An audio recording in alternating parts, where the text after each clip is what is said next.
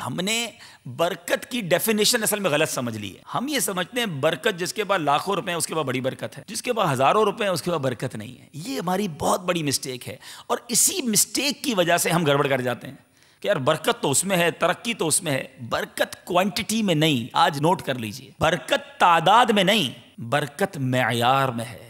برکت کوالٹی میں ہے, کوانٹٹی میں نہیں. میں آپ سے سوال کرتا ہوں نا, ایک شخص ہے اس کے پاس لاکھوں روپے, بینک میں بھی پیسے, گاڑی باہر کھڑی, شاندار مکان, ملازمین بھی ہیں, پیسہ بہت ہے, مگر اس کو سکون نہیں ہے, رات کو نیند نہیں آتی. اس کو یہ بھی ٹینشن ہے کہ کاروبار تباہ ہو جائے گا, اس کو یہ بھی ٹینشن ہے کوئی مجھے اغوا نہ کر جائے, اس کو یہ بھی ٹینشن ہے میرا مال جس کے پاس ہے کہیں وہ میری رقم نہ کھا جائے.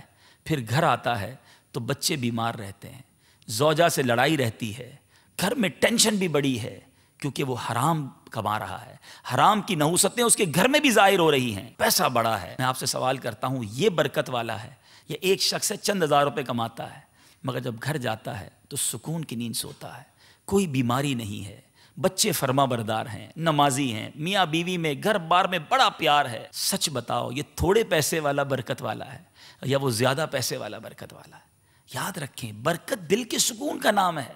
برکت آپ کی زندگی کا جو معیار ہے اس کا نام ہے. ارے آپ پرسکون ہیں, آپ کو کوئی بڑی بیماری نہیں, آپ کو کوئی کروڑوں روپے آج دے دے اور خدا نہ خواستہ یہ کہہ دے کہ اتنے کروڑ روپے لے لو, 4 بیماریاں بھی لینی پڑیں گی. آپ کو ٹی بی بھی لینا پڑے گا, کینسر بھی لینا پڑے گا, شوگر بھی لینا پڑے گا, ہائی بلڈ پریشر بھی لینا پڑے گا. آپ لے لیں گے وہ پیسے؟ کس کام کا وہ پیسہ؟ میں مر جاؤں گا تھوڑے دنوں میں, کھا بھی نہیں سکوں گا, اور علاج معالجے میں ہی پیسے چلے جائیں گے. تو یہ پیسہ کس کام کا؟ اللہ سے برکت جو معیار ہے وہ مانگو کہ یا اللہ مجھے حلال روزی دے, اسی پر قناعت دے, اسی میں برکت عطا فرما.